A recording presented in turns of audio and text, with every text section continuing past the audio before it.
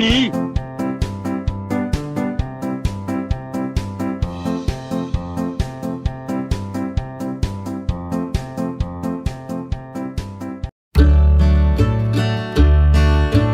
Halo teman-teman semua, apa kabarnya? Semoga kalian dalam keadaan sehat dan berbahagia.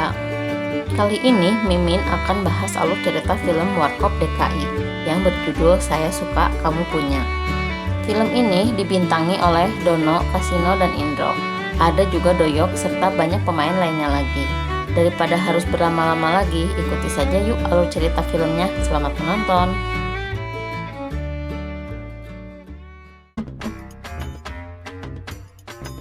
Sebelum masuk ke cerita, kita akan diperlihatkan Dono yang sedang memancing. Karena dirasa ikannya tak tertarik dengan umpannya, Dono lalu mengganti umpan tersebut dengan uang selembar. Dan benar saja, pancingan itu pun bereaksi. Namun bukan ikan yang dia dapat. Dono malah mendapat seekor putri duyung yang berubah menjadi buaya. Di taman ini terlihat ada dua orang wanita sedang bermain walkie-talkie. Kemudian mereka berdua duduk sambil asik mendengarkan musik. Dan Kasino mencoba memotret mereka. Karena mereka berdua memakai rok mini, Kasino mencoba mendekatinya. Namun pada kenyataannya semua pria yang berada di taman ini ikut mengintip kedua wanita ini. Tetapi setelah kedua wanita itu pergi, pada akhirnya para pria hidung belang ini pun disuruh bubar oleh Kasino. Bubaran mancing doyan ngintip, bubar, ayo bubar. Di adegan ini, Dono sedang duduk sendirian. Lalu ada beberapa orang yang mencari meja kosong. Karena melihat Dono sedang duduk sendirian, mereka pun ikut duduk di meja Dono. Di saat mereka asik makan, kedua wanita ini tiba-tiba mencabok Kasino dan Indro tanpa sebab. Ternyata ini adalah ulah Dono yang memakai tangan palsu dan diduga Dono meraba kedua wanita tadi.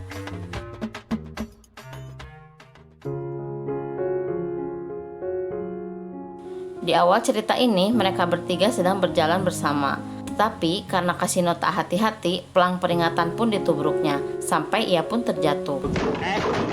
Ya, ilah. Saat mereka melanjutkan lagi jalan kakinya, Kasino tak sengaja menginjak kepala tukang galian.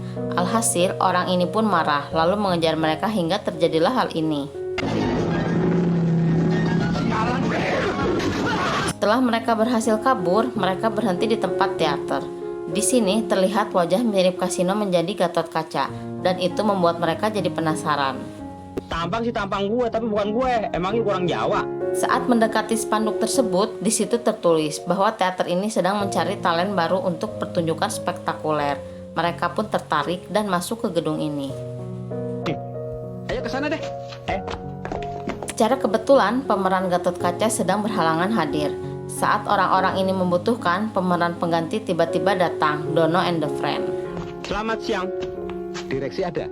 Barang, Nek. Mereka pun diterima baik di sini. Namun saat Kasino menanyakan kenapa ada fotonya di depan poster, sutradara ini malah mengajak mereka untuk langsung casting.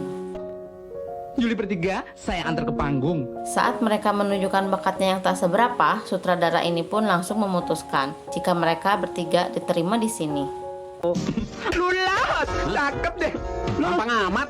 Singkat cerita, Indro bekerja membantu asisten sutradara ini sambil menghitung tiket. Tak lama datang seorang wanita cantik dan mengalihkan perhatian Indro. Alamak ya. Di tempat lain, Dono sedang berkenalan dengan wanita bernama Sance. Sambil memegang tali untuk menutup layar, namun karena Dono teledor maka terjadilah hal ini.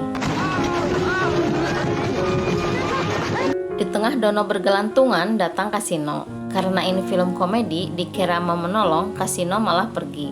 Alhasil, Dono pun terjatuh nangkarak bengkang. Di adegan ini, ada seorang pria sedang memperhatikan mobil yang mogok. Saat wanita bernama Yayu ini mencoba memeriksa mesinnya, tiba-tiba pria ini pun mendekati Yayu. Saat Yayu lengah, pria ini malah mencuri tas belanjaan Yayu. Sontak, Yayu pun berteriak maling, dan para warga berusaha mengejarnya, tetapi berhasil kabur.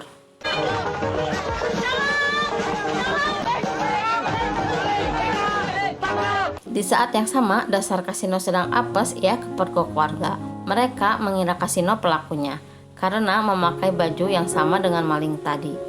Saat kasino membela diri, tiba-tiba di seberang jalan ada seorang pria yang berpakaian sama. Alhasil, pria ini pun menjadi bulan-bulanan masa. Ditambah lagi, Yayu meyakinkan jika pria ini adalah malingnya. Yang ini tas saya, ya baju merah, kamu malingnya. Saat pria ini dipukuli, Yayu melihat kasino seperti malingnya, sehingga ia pun meminta warga untuk memukuli kasino, namun keburu kabur. Yang itu malingnya. Sementara di tempat teater pertunjukan pun sedang dimulai. Sang sutradara pun sangat gelisah, karena kedua pemainnya belum juga datang, yaitu Kasino dan Dudung. Dudung kasino mati. Ternyata Kasino dikejar oleh pria bernama Dudung yang bekerja di tempat yang sama. Di sini Kasino mencoba menyamar menjadi patung dan berhasil mengelabui Dudung. Ketika para penonton sudah mulai bosan dengan pertunjukan ini, Kasino pun datang sambil emosi dan tak lama disusul dengan kedatangan Dudung. Saya terlambat. Maaf saya terlambat. Di ruang ganti kostum, Kasino ketakutan oleh Dudung dan Dudung berjanji akan menghabisi Kasino di atas panggung. Kita malam ini akan berdua musuhan. Di atas panggung, Dudung terus memanggil-manggil Gatot Kaca. Sementara Kasino merot naik ke atas panggung. Namun karena dipaksa si bos, akhirnya Kasino pun naik juga. Ini udah ditumpuk, ayo cepet aja. Karena dendam membara kepada Kasino, Dudung pun melampiaskan semua amarahnya. Dan acara ini pun menjadi kacau balau. Semuanya berantakan karena dendam Dudung. Lu nendang beneran lu ya? Begini gua 3 tahun di Banten tau kagak? Belajar ilmu. Kagak. Ngapain? Jualan daun. Kemudian sutradara ini pun menceramahi semua anak buahnya bahwa ini ladang usaha bersama, dan semuanya pun mendengarkan wejangannya. Kebina adalah ladang kita.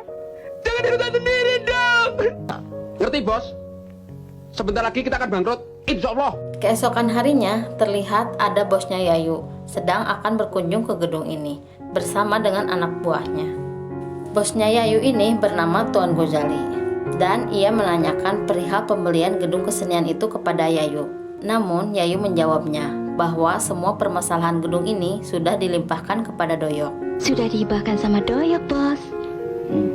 Doyok lalu berunding dengan Yayu. Akan tetapi si Jabrik malah ikutan menghampiri mereka. Alhasil kursi roda yang dinaiki bosnya menggelinding hingga nyungsep ke solokan. Itu.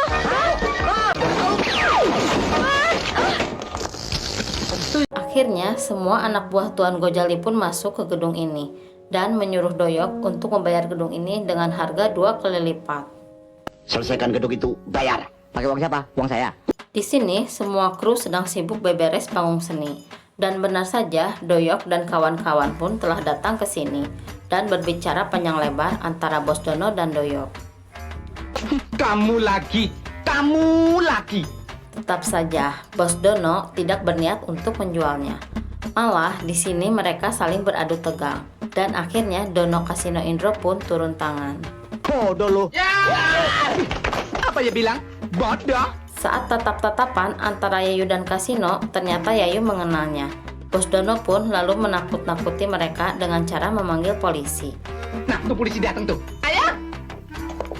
Saat para anak buah ini mengikuti Yayu, lalu tiba-tiba Kasino menghentikan langkah mereka karena mau meminta nomor telepon mereka.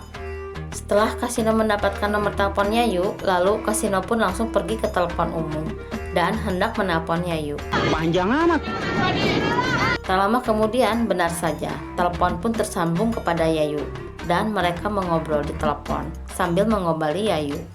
Sejak aku memantau dirimu, ternyata kau wanita yang paling canggih di dunia ini. Karena telepon terputus, Kasino pun malah memukul-mukul telepon umumnya. Alhasil, koin-koin di dalamnya pun berkeluaran dan dipunguti oleh para penelpon yang mengantri tadi. Jangan diberi semua bagi-bagi. Ayo. Tak lama kemudian datang seorang polisi gadungan, lalu mengambil uang koin tersebut dan kabur dengan taksi. Iya ini udah kamu, Mister. Taxi. Goodbye, boys. Bye. Bos juga. Karena mereka baru dapat honor, Dono pun ingin mentraktir mereka untuk bermakan malam di restoran mewah. Namun inilah yang terjadi. Harga makanan tadi berapa sih? Satu porsi Karena makanan di restoran itu pun mahal, Dono membatalkan untuk mentraktir mereka di sini. Dan akhirnya hanya bisa mentraktir mereka di sini. Sepulangnya ke mes, Indro dan Dono terkejut melihat Kasino yang sedang mengobrol dengan boneka. Mereka merasa iba dan bermaksud akan menolong Kasino untuk mendapatkan Yayu. Yayu, wajahmu mulus, matamu belok. Dan mereka pun menyusun rencana untuk mendapat simpati dari Yayu. Keesokan harinya, mereka melancarkan aksinya. Yayu di tengah perjalanan dihadang oleh Indro dan Dono. Namun saat akan dirampok, tiba-tiba datang Kasino menyelamatkan Yayu. Aduh, balengmu. Gua cocol kantongnya. Sebagai ucapan terima kasih Yayu, Kasino diantarkan pulang oleh Yayu. Kasino pun asal memilih rumah yang mana yang ia kehendaki. Non, mampir dulu. Mas, kapan-kapan saya undang ke rumah ya. Boleh. Saat Kasino berpura-pura masuk rumah itu, namun di dalam rumah itu ternyata ada penghuninya yang dijaga oleh Dogi. Dan dikejarlah Kasino oleh Dogi ini.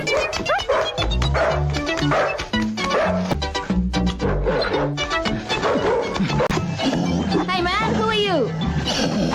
Di adegan ini, mereka sedang dimarahi oleh bos Gojali karena hanya menghadapi satu orang saja tidak becus. Lalu mereka pun diusir keluar dari sini. Keluar dari ruangan ini, kodok! Ya. Akan tetapi, di saat yang lain keluar, Doyok masih tetap tinggal di sini karena dia akan mengolok bosnya untuk mengeluarkan uang pelicin buat mengurus gedung itu. Laksanakan! Doyok lalu membututi Dudung dan memberikan uang itu kepada Dudung, serta menyuruh Dudung untuk mencuri sertifikatnya. Kamu curi itu sertifikat tanah, ya? Ini duitnya. Di adegan ini, Tante Yayu sedang menyiapkan makan malam untuk Kasino. Karena Kasino akan datang memenuhi undangan Yayu, sekalian mengajak Yayu berkencan. Dan diperkenalkannya kepada tantenya Yayu. Dan segeralah disuguhi berbagai macam makanan. Tetapi saat makanan ini dicicipi, inilah yang terjadi. Apem tante hitam. Gua makan tetanus. Tak lama kemudian, Yayu pun beres berdandan dan siap untuk pergi berkencan. Lalu mereka pun berpamitan kepada tantenya Yayu. Nggak apa-apa tante. Mari tante. Iya. Setibanya di kafe, Kasino berpamitan dulu untuk ke toilet. Tanpa disadari, jas Kasino pun di sini tertukar dengan seorang pesulap. Yayu pun mengajak Kasino berdansa. Saat mereka asik berdansa, tanpa disadari oleh Kasino bahwa dari jasnya telah mengeluarkan semprotan air yang mengenai para pengunjung kafe. Mas basah ya? Cuma kepala aja. Di adegan ini, mereka tengah dirampok oleh pria ini dan disuruhnya untuk mengeluarkan semua yang mereka punya. Namun, di saat semua dikeluarkan, mereka pun tiba-tiba menodongkan pistol air kepada pria ini, dan ia pun kabur. Di gedung ini, Doyok dan Tuan Gojali sedang berbahagia, karena Doyok berhasil mencuri sertifikat ini berkat bantuan Dudung. Dudung pun meminta bayaran lagi kepada Tuan Gojali, namun Doyok menodongkan pistol, dan Dudung pun segera pergi. Di sini, Yayu pun langsung mengundurkan diri karena marah dengan perlakuan bosnya yang secara tidak halal mendapatkan surat itu. Lalu, Yayu pun dikejar oleh bos Gojali ini. Doyok dan kawan-kawan datang lagi ke gedung sanggar seni ini dan menyuruh anak buahnya untuk memasang beberapa pelang ini. Dan Doyok pun menembakkan salah satu anak peluru ke atas. Lalu, semua yang di dalam gedung pun berhamburan keluar. Dan sutradara ini pun meminta bantuan kepada mereka untuk melawan Doyok. Enak aja main mager-magerin tanah orang. Emang ini milik siapa? Udah, Juli hebat sekali. Tak lama kemudian datang Yayu memakai bemo ini. Lalu Yayu berkata bahwa posisi kalian sangat terancam karena ada musuh dalam selimut yang telah mencuri sertifikat tanah ini. Aduh, bagaimana ini? Di adegan lain, Tuan Gozali dan Doyok sedang menonton tinju. Di saat yang bersamaan, mereka tengah menyelinap ke arena tinju juga. Akan tetapi, di saat berhasil masuk, malah ditodongkan pistol oleh anak buahnya Tuan Gozali. Dan Tuan Gozali pun memberi pilihan kepada mereka. Asalkan kalian dapat mengalahkan petinju saya itu. Kasino pun mengiyakan tantangan Tuan Gozali. Tapi bukan dia yang akan bertanding, melainkan Dono. Dono awalnya menolak, tetapi karena didukung oleh Indro, akhirnya Dono pun mau untuk bertanding. Di tengah pertandingan tersebut, Dono beberapa kali dibuat KO oleh lawannya, sampai berkali-kali. 1, 2, 3, 4. Break. Lalu, Dono diberi ciuman oleh pacarnya dan diberikan minuman bayam seperti Popeye. Para wanita ini menjanjikan bila Dono menang akan mendapatkan ciuman lagi. Lawan mas, lawan lagi. Dan benar saja, Dono mendadak jadi jagoan, bisa mengalahkan lawannya dengan mudah. Dan lawannya itu dibuat jatuh tersungkur tepat di hadapan Tuan Gozali. Lalu, Tuan Gozali menyuruh Doyok untuk menggantikannya. Di arena ini, Doyok banyak gaya, padahal badannya tak memungkinkan untuk menang. Dia bemok, gua bikin bajai lo.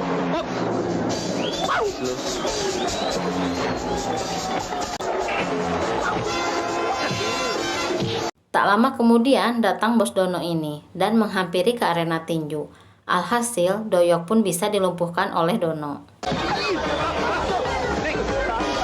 Tak lama kemudian, polisi datang untuk menangkap Tuan Gozali dan kawan-kawannya. Don, udah orang syutingnya udah habis, lu masih acting aja lu.